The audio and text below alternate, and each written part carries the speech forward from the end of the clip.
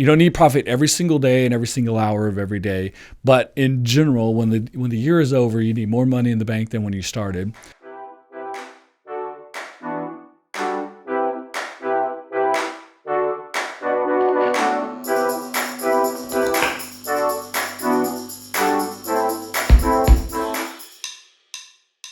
Hey there, everybody. Welcome back to the Build with BBB podcast. I'm here with a good friend and what I would call my neighbor, Kyle Golding, with the Golding Group, a long-time BBB Accredited Business. We were actually a former client of the Golding Group here at BBB, so longtime friends. Welcome to the podcast. Thank you very much for having me on. Yeah. So one of my favorite things to talk about, and we kind of joke about it internally, is mid-year planning and annual planning and goal planning. I think that started back when I'm interning here with BBB, and that was one of the first things that I kind of was exposed to, and one of our initial meetings, I think, as well. And I think something that a lot of business owners are thinking about now, if they haven't already, this is their sign. Let's talk about it. If you're in fourth quarter and you haven't planned for 2024 yet, you're way behind. Mm-hmm. Yeah, no kidding. You should have started. I tell people day one, Q3, you should be starting the process. You don't have to have it done on that day, but that's where you start the process of what are you going to accomplish the next year, and start with a broad concept like that. What do we want to accomplish? What goals do we want to set, etc. And it begins the conversation and the process of once you have it, we want to do better, right? We want to improve. How much do we want to improve? Do we want to double? Do we want to triple? Do we want to go up by 25%? Are you measuring sales? Are you measuring opportunities? Are you what are your KPIs, etc.? How are you going to define success? Those are the opening conversations that you have, and then you get to set those goals, right? Big, audacious goals, something to move towards, and from there you develop you break your goals down into objectives. Those objectives, along with all the things you know about yourself, your strengths, weaknesses, opportunities, threats, your position in the industry, competitive analysis, and all the rest of it, is how you develop your strategy. From your strategy comes your tactics. And then you get to also build your measurements in. Again, KPIs and other things that'll let you know if you're on the right path or not. That's a lot of stuff. It's a lot of work. A lot of back and forth. It's not something you want to sit down and do 1 hour, 2 hours. You want to do multiple times, kind of send everyone on their path to putting their research together, their input together, work as a team, work individually. But if you start that in December, you're not going to really have that in place and all the preparation you need to launch really hard in January. Mm-hmm. So you need to start early. You need to have a routine, a regular, back and forth, a conversation, a process in order to develop it, and then have all that in place and everyone informed, everyone's buying in. And again, like if you decide you want to drive sales starting January 1st, maybe you need some new marketing material, maybe a new episode of the podcast, maybe redesign of your logo, whatever it is. You want that done early. You can't wait till the last minute. You sure don't want to do work like that. Like, we're launching tomorrow. Like, get it done now, right? So the earlier start, the more thorough you can be in the process, the more you can take input from all your team members, that you could compare it against research, that you can be very cognizant about how the process works out to get you where you need to be, so that when that calendar flips over, when 23 becomes 24, you can go at it hard. Okay, so taking a few steps back, before we're talking about SWOT analysis and opportunities and all of the things, I immediately think of small business owner. I am my one and only employee. Often, yeah. And I have been in business a year. I don't even know anything about goal planning. What does that look like? First step is everyone needs to understand that every business has to operate in profit mode. If you're not profitable, you're a hobby or a nonprofit, but you need profit. You don't need profit every single day and every single hour of every day. But in general, when the year is over, you need more money in the bank than when you started. And at certain points in the year, you need profitability, because when sales are high, you need to take that profitability, put it in the bank, because other times sales are low, or you're having to outlay that cash in order to keep things running. So when you make money, you need to keep it so that other times when you're making less money, you can move forward. So profitability is the number one concern, first of all. So if you think of it like that, if you've just completed you're near completing the first year of your business, your goals for next year have to be to do more, to do better, to be even more profitable than last year, because that's how you move the business forward. Just saying, let's do, like, we did X this year, let's do X next year, isn't going to move you in the right direction. It's not going to push you anywhere. It's too safe, it's too easy, and there's no real benefit to you. So setting goals that we say, set big goals, right? So that it pushes you in a better direction. So it pushes you towards profitability and scalability and all of those things. And even if you don't make goal, but you're moving in that direction, you're moving in the right direction, you're doing things better every time. So wherever you start, even if it's 10% better than last year, you have to create goals and create a path for you that increases the business. So if a business isn't growing, it's contracting or staying stagnant, and neither one of those things are good for the long run. So let me ask you this. Here's my goal. I want to make more money. Tell me why maybe I need to be a little more specific than that. Well, first of all, that's not measurable. Outside of, yes, X and X plus 1 is more money. I mean, more money is a good thing. More money is a good thing unless it costs you more money to make it. Mm-hmm. That's where talking about being profitable, and that's it's a whole different conversation about top line, bottom line, profit margin, et cetera, right? There's all kinds of depth we could get into in that conversation. But you need goals that are big enough but measurable. And it needs to be something that, again, continues to move the entire company in a direction. So you might say, let's make more money. And some people in your business would say, well, that's the sales team. The accounting department isn't responsible for making more money. They're responsible for counting it. And HR isn't responsible for making more money. They're responsible for making sure everyone gets paid and taking care of employees, et cetera. So there are people, even if you're in manufacturing, the people working, building the widgets, well, they'll build as many as you sell. The salespeople, so everyone could say, well, that's not my job. But to having goals of a 20% increase in business over the year applies to everyone across the board. And it's not just sales. It's number of customers, it's number of opportunities, it's profit margin, it's the number of products. If you have one product, one SKU, that's your product serial code number. If you have one product SKU, maybe you need 2 or 3. Or if you have one location, maybe you need 2. Or if you're in 3 markets, maybe you need to be in 12 markets or 15 markets or in 2 different states or 3 different states, et cetera. There's all kinds of ways, depending on your business model, that you can grow your business, you can expand your business, that you can develop more in your business without specifically saying we need to sell more. Do you recommend for maybe a small business that doesn't have one employee or multiple employees for each department, how do they break that overarching goal down into departments if they're managing all of them? So if I'm the CEO and I'm the vice president of marketing and the vice president of accounting and the vice president of sales, and I'm still looking at that overarching goal, how can I break that down to make it quantify it for each department? Everything has to be related to your actual, there's job titles, right? And job descriptions, and then there's what we do, right? Mm-hmm. However many hats you wear, right? Mm-hmm. Say you're one of 2 employees and you're both wearing 5 different hats, right? You can take each of those 5 hats and set a goal, look at what is it in this area that we could do better. Sometimes it's sales, but also sometimes it's increased customer satisfaction.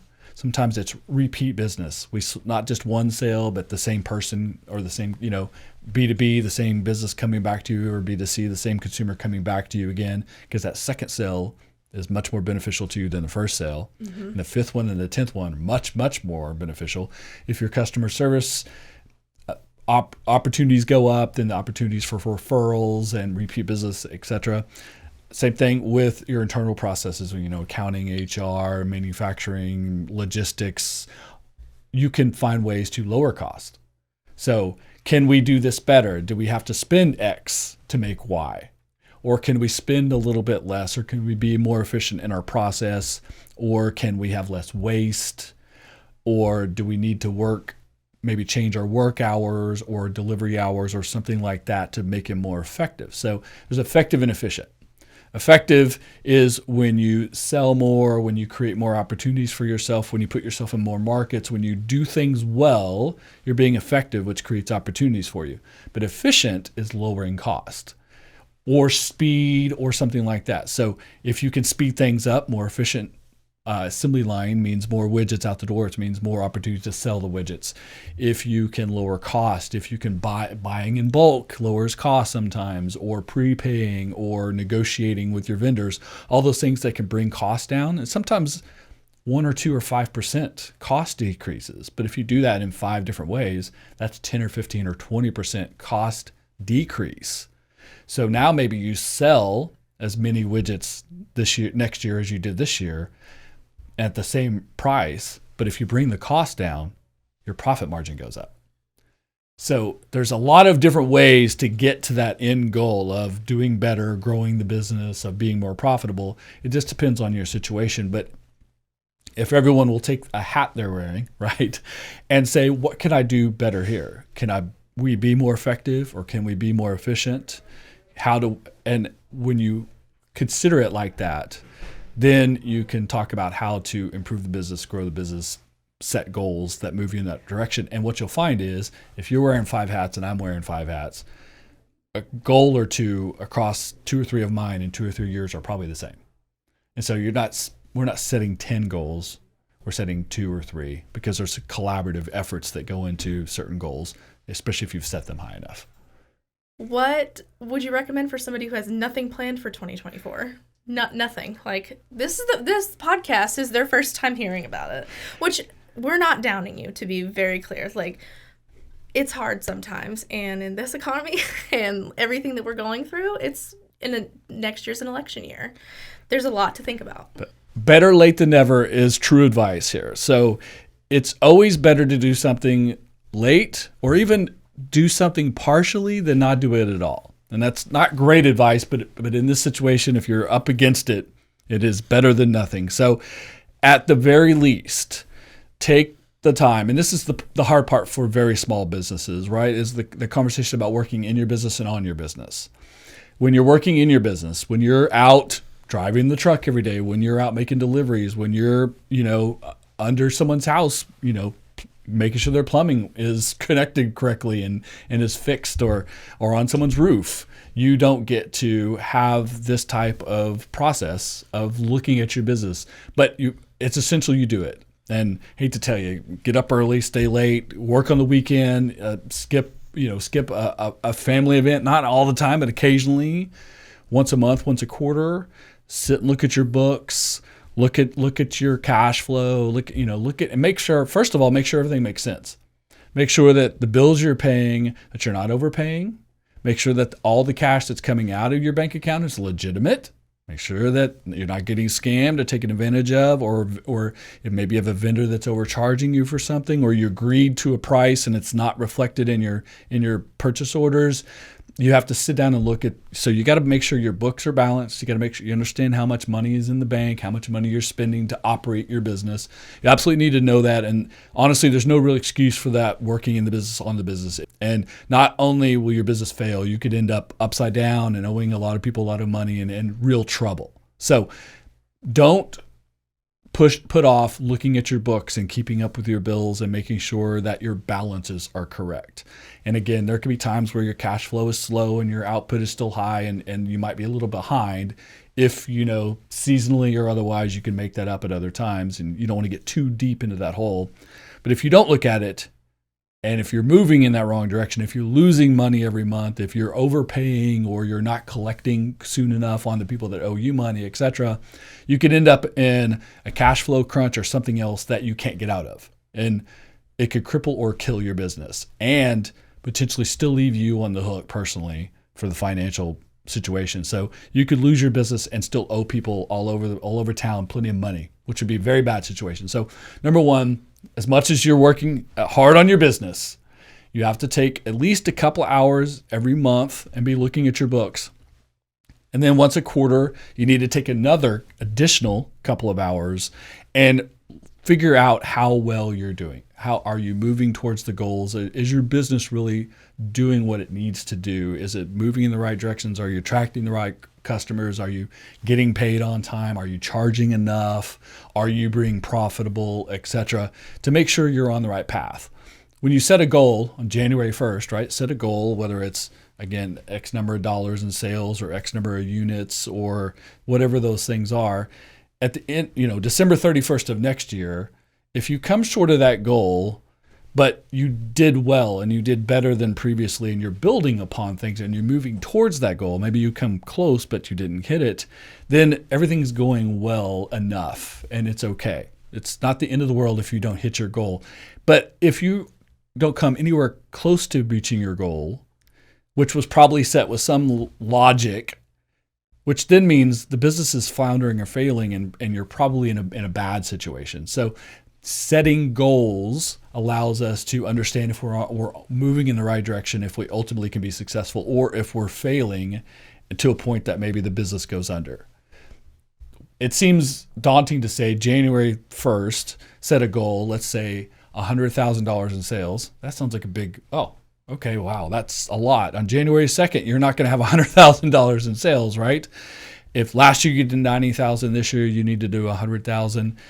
That seems like a big daunting task. But you take that goal and break it into objectives, right? Subsets of your goals are objectives. So your objective now needs to be, and just do math off the top of my head, like $8,500 a month would get you to $100,000 at the end of the year. So, right. So $8,500 a month gets you to 12 months, $100,000 for the year, right? Then you can break that down monthly. So 8,500, that's around $2,000 a week, rough math.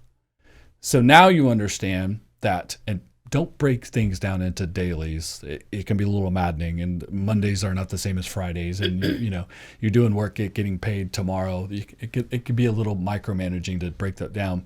And honestly, when you have bad weeks, we didn't hit numbers this week, you can't panic either. But if you didn't hit numbers for the quarter, you probably should be considering making changes. But if you break those big goals down into smaller objectives monthly and quarterly, and then do these regular check-ins, looking at your book, you do a quarterly check-in, whether it's just looking at the financials, just looking at what's on paper, talking to your team, talking to customers, looking at what your competition's doing. Not that you're going to go and do exactly what they're doing, but you just need to be aware of what's happening in the market around you. If all of your competitions raise their prices, maybe you can too. But if they've all cut their prices, maybe you will have to as well. And so these are just things to consider. But if you wait too long, you'll be about too far behind the curve and it'll be too hard to make those adjustments.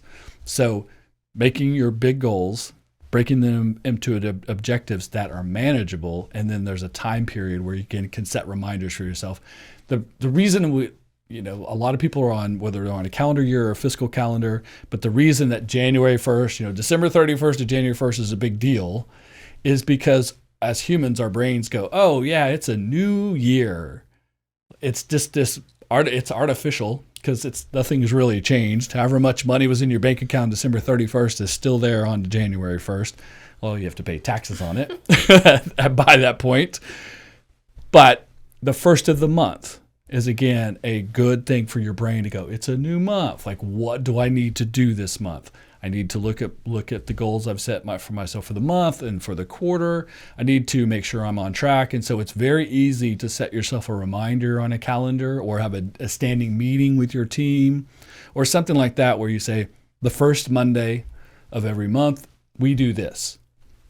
It's just a good guarantee that you'll make that check-in, that you see if you're progressing correctly. If you're doing well, you want to understand why you're doing well, because you want to do more of that. And if you're not doing well, or there's problems or issues that you're dealing with, you want to check in and understand what you need to fix or what you need to change or what you could do better, because you don't want to continually make those same mistakes. So first of the month check-ins are good. First of the quarter check-ins, first of the year are just good ways for human beings to wrap their head around. Here's how something as big as making $100,000, making $1 million, expanding our business by 50%. These are big goals. But if you break it down into something that's much more manageable, it's not as intimidating, and it's something that you can then create, again, a strategy and tactics that allow you to achieve those goals. And going down that same line, for the business owner who maybe they're an expert in their industry, but they're not a financial expert, or they're not a marketing expert, because there's a lot to know with both of those things. Certainly. And sales experts, there are a lot of free resources that I would just like, to mention for those people who are listening. One, of course, check out BBB, because we're happy to connect you if we aren't the resource for that. But then you've got, the Small Business Administration does trainings pretty regularly, I would say quarterly. So that would be a good thing to put on their calendars. The Small Business Development Center for people who are brand spanking new. The Verge in Oklahoma City, who we love, and they're, partner and good friend of ours. Who else am I forgetting? There's tons of great things out there from federal government. SBA is federal government, and some of the programs they have, and even just helping you with your banking. The state of Oklahoma has things with OCAST and I2E, and even the State Department of Labor has best practices and things you need to know. The Secretary of State, making sure you get your filings correct, all of those things. BBB has their checklist of all the things they look for. Your Chamber of Commerce. It could be the Greater Oklahoma City Chamber of Commerce. If you're one of the suburbs, you could be in one of those Chamber of Commerces. There are professional groups like BNI and OVF, but there's also a lot of professional organizations like marketing people. The PR folks have their own monthly professional development luncheon, and marketing people do, but so do physicians, so do insurance agents, so all kinds of industries have different things. Maybe unions, if you're a member of a union, or if your industry has a union, those are good resources for information to look forward to. Education. So higher education, typically your universities will have programs, but they'll also do public things that are free, and or small course or online courses you can take as well. And then you can get all the way down to YouTube and Google. Google, how do I manage QuickBooks is a good Google search that probably will get you 10 or 20 or 200 YouTube videos that you could find the right one, that you could watch someone else like set up their QuickBooks or learn some other piece of technology that then allows you to apply that to your business.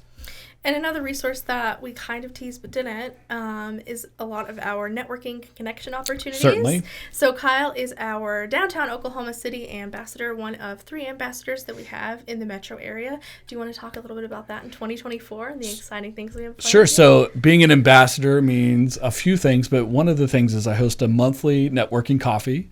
So in January, it'll start on the fourth Wednesday of every month. I almost told you I got it wrong. The fourth Wednesday of every month.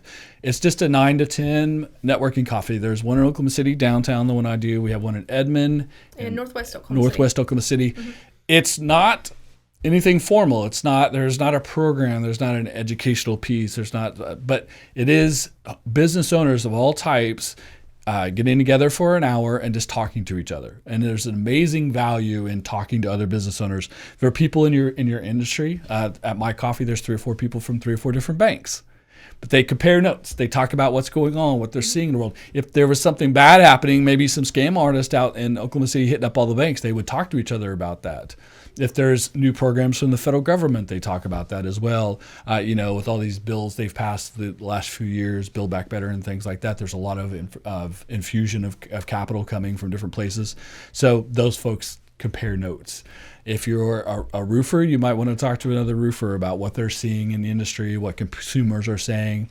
But you also might be a plumber and a marketing professional and a baker and a tax accountant.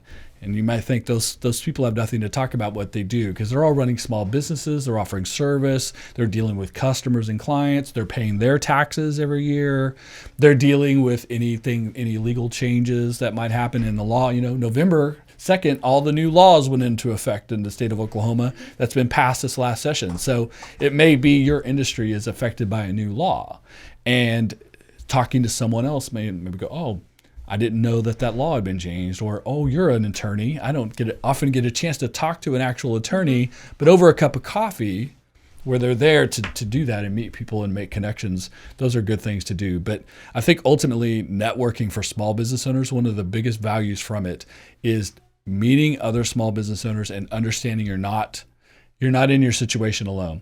How much effort you're putting in, how hard it is to run a business, all the things that try to stop you, competition and economics and supply chain and everything else. Other businesses, whether they're in your industry or other industries, are going through very similar things, and it allows you to kind of understand how to keep at your business because you're learning from other people's experiences as well.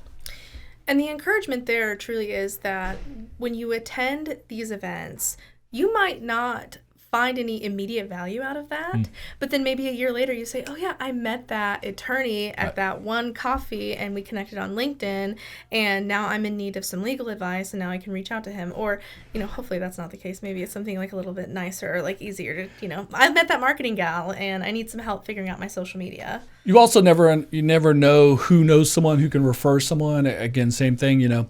I met that marketing gal and I run a roofing company. Well, I don't need marketing services, but maybe she needs a roof, or maybe her mom asked her who to get a roof from, or or someone else in the situation needs something that can be connected or related to, and anytime you get to have a conversation with someone that's not in a sales situation, I'm not selling you my services today, we're just having a conversation. It allows you to have conversations with people, to listen to them a little bit more maybe than selling. And maybe if the same people ask you over and over the same question about your industry, can you guys do this, or is this available, or it used to be this way, is that the case anymore? If you hear that same question 5 or 6 or 8 times in a non-sales situation, you might consider that's something that goes into your sales process, is that education piece. So there's always feedback you can get from people, even if they're not buying anything from you, and even if you're not selling from them, just having conversations about how to run your business. And listening. Listening is always a good tool. And it's easier to listen over a cup of coffee when you're networking, as opposed to now I've got to spend the next 4 hours, knocking on doors and ringing people up and selling. Like, that's my job today, is to sell some things. Well, take an hour and just have some conversations with some other people and listen a lot more and sell a lot less. And you might find some insights into things that could be beneficial for your business. So for 2024, and we're not going to go down, like the political aisle and talk about that. That's not what BBB does. However, I do think that it's really important for businesses to be aware that it is an election year. Yes. And that often means, some changes in the economy, some changes in how money is working. Do you want to talk about just maybe 3 to 5 tips that business owners should keep in mind, or just a few tips? First tip, I like how you said, we don't really want to talk about politics. You know what they say, right? You're not supposed to talk about politics, religion, things like that at a social setting. In business, there's a good time to maybe interject political opinions, and a lot of time to just not. And at the end of the day, green is the number. We have to make sales, got to make money. And if you're the red or blue on the politics, that's for, off duty as far as I'm concerned. But the big thing about what you're saying about election year is elections that potentially a new president, potentially a new Congress, potentially new ways of running the country creates uncertainty. And uncertainty is very bad for business. Predictability and certainty is very good for business. So election years often do affect business because we don't know for sure this time next year who's going to be elected the president. Right now, we don't know. We know one candidate, I think, on one side, but we don't know who the other candidates on the other side, and we certainly don't know who will ultimately win that next election. And we don't know who will be in Congress, and we don't know maybe some state elections as well. So a lot of things can change after November of 2024 that can and will affect business. And so the uncertainty between now and then can affect your business as well. Some people may think, supply chain may get tight again. Maybe they want to buy up or spend some money on early to get ahead of that. Some people may think cost will come down or the economy will work better after the election, and maybe they want to wait on some decision making as well. But ultimately, trying to pay attention to how your business is traditionally run, and then how you can try to mitigate that uncertainty as much as possible without overextending yourself is a pretty good idea in an election year. Again, try not to wade into politics too much unless your business is specifically related to something that's very political. At the end of the day, the people who you're doing business with, they could be on the left, they could be on the right. As long as they're doing business with you, they're spending money with you. That's the main thing if your focus is your business.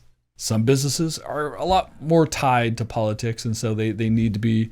And a lot of people nowadays start businesses, run businesses, and participate with businesses as consumers because of social issues, and sometimes those social issues have a political edge as well. And so it very well may be that if your business has a lot to do with recycling or renewable energy or something of that nature, that there may be candidates and causes that you want to publicly support, or something completely different, maybe pro-business candidates, etc. But it's always a risk to associate your brand and your business name with not just political parties or, again, that left, right, or red and blue, red team, blue team thing, but specific political candidates sometimes can do good things and have a great reputation in your community, but they also can sometimes do some bad things and say some bad things and make some problems in your community as well. And so tying your brand to any one individual who's in a role of controversy, whose job is it to kind of be on 50-50, can be a little bit tricky sometimes. And so if you can avoid it, it's a good idea. And what I would say to that is, if you're going to commit, if you want to share about what your political beliefs are, be ready to back up whatever you're sharing, and willing to share with your customers. And then also just keep in mind from a marketing standpoint that once it's on the internet, it's forever. And just, keep that in mind. And then I would say, like, if you're, choosing a side or a direction or a message, stick with it and make sure that's consistent, because it can be tough for a consumer who's like, wait, this business is sending me mixed messages. Right. Does that mean they're untrustworthy?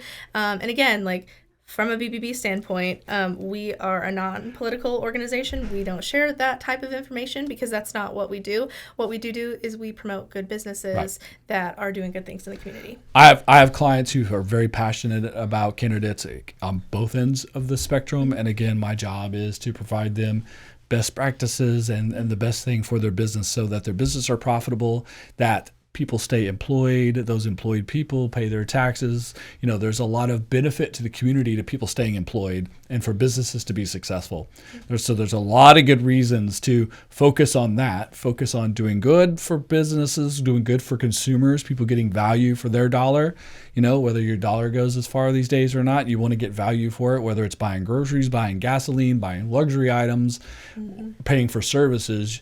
You want to get a good deal and a good value. As businesses, we want to provide good value so that we can continue that relationship. And if you focus on those things, then the politics kind of comes and goes. That's one of the reasons I really recommend people try to stay out of politics, because it changes rapidly, it's very unsure, and as soon as political causes and candidates and kind of the message of the moment shows up, it goes away quickly as well, and you're left with your brand. And so always protecting your brand, representing your brand as consistent as possible, again, delivering value, and people to understand your business not because of who you might vote for, but the value you provide in your product or service is ultimately going to keep them a customer of yours for a very long time. And a little bit of confusion, a little bit of ambiguity, or a little bit of, I don't really know what they're telling me, with this little bit of marketing attention that they got. If you want someone's attention, you want them to think, I want to do business with them, not who are they voting for. So stay focused, keep the attention where it needs to be, and do what's best for your business, which ultimately, again, is best for you and your family, but your employees and your community, because there's so much benefit of the cash flow and the economic value of businesses in your small local community. The smaller it is, the more local it is, the more important it is. And this, to be clear, like, this podcast isn't to scare anybody about 2024. That's not the goal. The goal is to... We have no idea what's going to happen. No.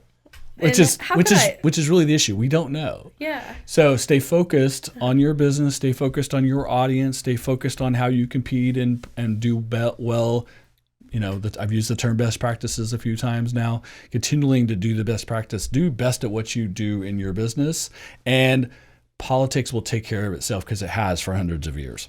Yeah, it will continue to march on, right? Right. So for small businesses who are listening to this and say, I kind of like what that Kyle guy said and I want to connect with him, right? How can I connect with you? Well, so I am just one of a few partners in The Golden Group. So we're The Golden Group, thegoldengroup.com. You got to have the THE in there. Okay. If you find high-end luxury travel, that's a different Golden Group. We will pop it up on the screen for people who are watching the video. The Golden Group, we're at thegoldengroup.com. We're on Instagram. We're on Twitter, X. We're on Facebook. We're on LinkedIn. Most likely, if they're a business owner, they should probably be paying attention to our LinkedIn content. A lot of very business-specific content there as well. We participate in things like the BBB Ambassador Program. We're big fans of the BBB. We do things with the Chamber. We do things with the Oklahoma Venture Forum. We do things out in the community a lot. We're pretty easy to find, but a quick Google search for the Golden Group in Oklahoma City will lead you to any of our online presence. And I also have my own business podcast. I have a personal podcast, do a lot of writing, a lot of public speaking. So there's opportunities out there for people to connect with us or find some content that's beneficial to them as well. A lot of like what we talked about today, but even in more depth. And I was on your podcast and we talked about some different things. Right. So that would be my encouragement for anybody listening today, that if you want to get a taste of what the Golden Group has to offer, that's a great place to start. And for businesses who are listening, wondering if they're a good fit, who do you typically work with? We work with businesses in 3 stages. So we work with startups. They need a lot of things. They need to do it well, and they need to do it fast. A lot of the things that we provide. We work with businesses that need to make some sort of change, whether their sales have gone down or there's new competition in their market, or they just need to adjust to what 2023, 2024 is going to offer them. And then we work with businesses that are reaching about 90% of their goal on a regular basis. That last 10% is the hardest get, but it's also the most beneficial, the most profitable. And so there's a lot of fine tuning that needs to happen there. We focus on strategic planning, business process development, and marketing integration. We kind of make everything work together. It goes back to the effective and efficient, right? There's 2 ways to be profitable, effective and efficient. And it's sometimes very hard to see what you could do more effectively or more efficiently in your organization. You need a third party and a person who isn't married to your current processes, who does not accept the idea of that's how we've always done it. That's a red flag, right? And also maybe is willing to tell someone a news they don't want to hear because because we don't share offices with them and we don't have to see them every day, and maybe we haven't worked together for 20 years and and there's a more personal relationship there. So an opportunity to bring a third party impartial person in and just inspect what you're doing, give you tips. Again, it goes back to the best practices, things that could be doing well for you, and give you an opportunity to move your business in the right direction, try to reach those goals and do great things and be profitable. So wrapping this podcast up in maybe like one nugget of wisdom or one thing you want people to know, what would it be? Start early. Take your time in the planning process. Again, the strategy process. Start day one of the third quarter, looking at what you want to do next year. Involve everyone. But if you're in a service business like I am, we have a smaller base of customers and we get to have deeper conversations with our clients. And so sometimes our planning for next year involves what our clients tell us that they're looking for, that what they would appreciate, what they value, etc. But start early, have those conversations, write as much of this down. When you put it on paper, it takes a little bit of emotion out and creates some logic to it. And it also allows you to kind of understand where you have strengths and where you have your weaknesses. Everyone has them. No one's perfect. Mm-hmm. And opportunities to move the company forward. And maybe there's areas you're weak in because there's less information there, there's less feedback there, and then it gives you a chance to work on those things long before the end of the year, long before you need to start implementing them. And it's a continual process. It never really ends, but the more that you do it, the more you understand it, and the more information you put together. Again, you put it on paper so that you can refer back to it. 6 months from now, you don't want to go, why did we decide that? You want to know. You want to be able to read it for yourself or give that to a customer or to an employee and say, this is why we do these things, and really be logical and logistical and a little bit non-emotional about business decision making. Make smart decisions, then stick with them, be consistent, but continually measure along the way, make your adjustments. Nothing's going to work perfect. No matter how great of a plan you have, it will not work 100% of the time. Hopefully it works 70, 80, maybe 90% of the time. If it works 30% of the time, you're in trouble and you got to make some changes. But when things are going well, you still need to make some adjustments to make it go as smooth as possible, and just be open to that process. Don't be bummed out when some of it's not working, because that's just how business runs. And ultimately, business success comes from management of change. The things that need to be changed, how well you address them, how well you pay attention to them, how well you change the things that aren't working will allow you to ultimately be successful. And changing that a little bit, encouragement is that when it's not going right, it's your opportunity to be creative. Yes. And it doesn't always feel that way. Sometimes it can feel like, man, I've got to change gears again. And what do I do now? But if you have the right circle of people around you, if you've got some, other business owners to bounce ideas off of, that's the perfect opportunity to do it. So just, maybe be encouraged by it. Kyle, thank you for being on the podcast today. I think some of the tips that you provided were really, really helpful, as always. So for anybody listening, if you want to connect with the Golden Group, make sure you've got the in there. You can find Kyle on social media. His information will also be down in the show notes. And then, of course, find Kyle's business and others on bbb.org. That's right. You can find our profile at bbb.org. Yeah. Thank you so much for being here, and we will see you in the next episode. Bye, friends.